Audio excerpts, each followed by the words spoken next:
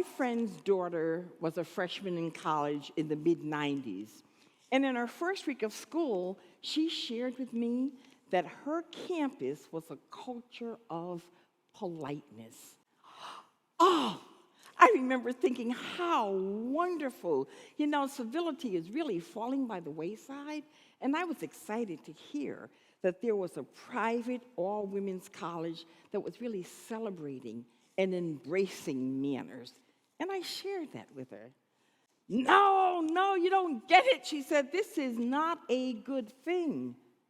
This campus is full of women from all over the globe.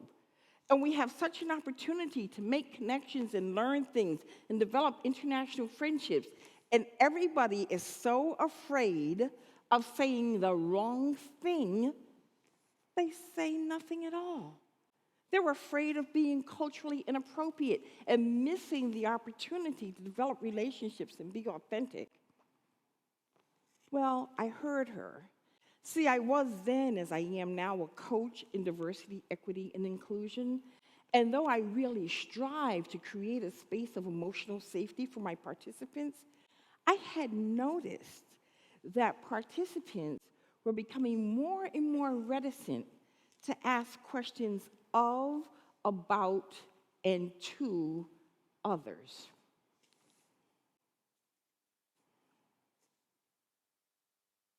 Ever find yourself saying or thinking that? Whoops, did I say that? Well, I don't know if you ever have. I have. Maybe once or twice. Unintentionally, those words come out of your mouth. Your intent is not to create a verbal insult. But you know what? That's what happens sometimes. I've done it before, and I know I'll do it again. But the good news is I'll do it less frequently than I used to because I've learned a few things. So these words come out. They may not have been malintended. Often they aren't. And what happens next? Does the offended person let you know that your words hurt? Well, if you're lucky, they'll just turn on their heel and storm away. But maybe you'll get red. Now, red in my culture means that you will know in no uncertain terms that you did some toe stepping. And when that happens, how do we feel? We might feel ashamed.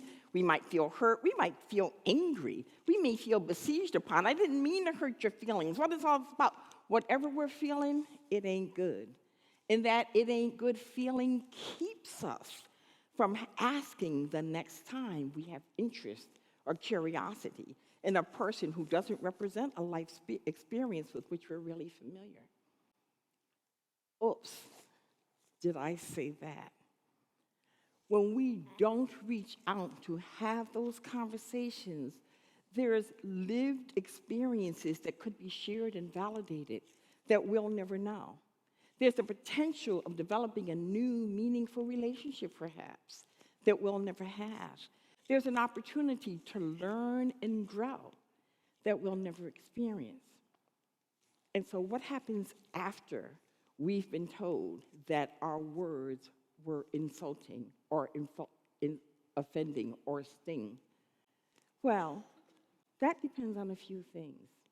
It depends on the intent and impact of our words.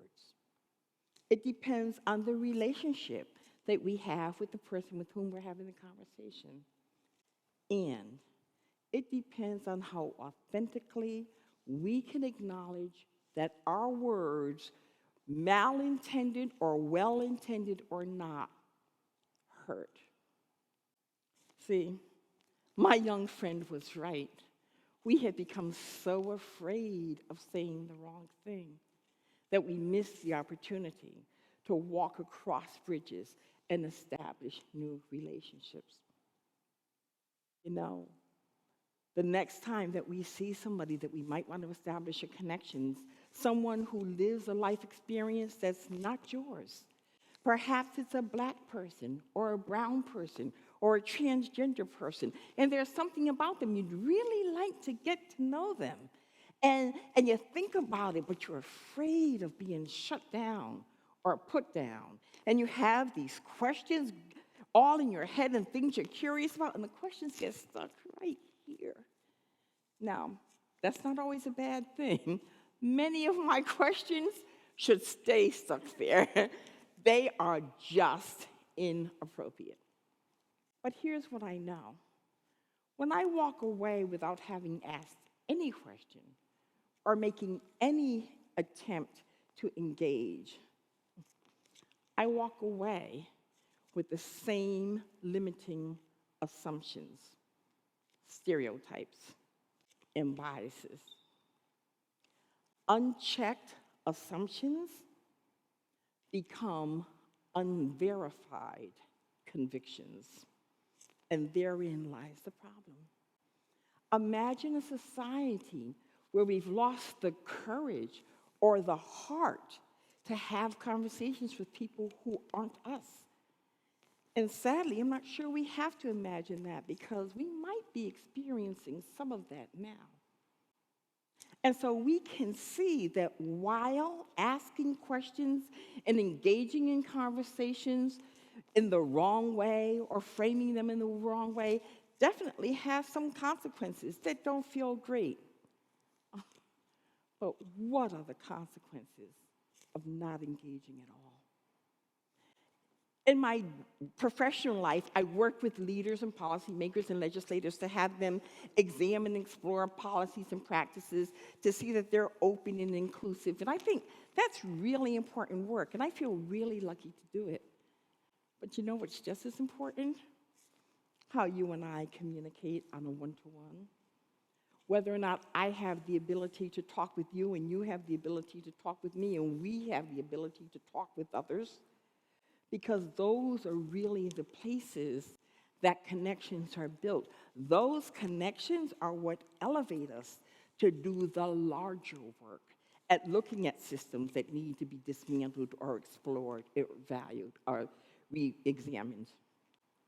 And so this one-on-one connection is important for us to undertake for so many reasons. It's the place that we grow. And I'll share with you the reason that I care about it the most. It's because I think about the many, many, many young people who on a daily basis have things said to them and about them that are offensive, that inhibit their ability to develop their own sense of self-worth. And so, thinking about what my young friend had shared with me and thinking about my experiences in the workshop, I really wanted to do something about this, and I came upon a plan. I really studied this, and I realized that there are some secrets to having less conversations where we unintentionally say hurtful things. I can guarantee you I do not know the secret for never doing it again. But I can share with you that we can do it a lot less often if we're committed to that. And here's the good news. The secret is free. You don't need any tools or gadgets. You don't have to ask anybody's permission. You don't have to read a 300-page book. However, if I write it, I do hope you all will buy it. But what I learned is if we practice oopsing ourselves first.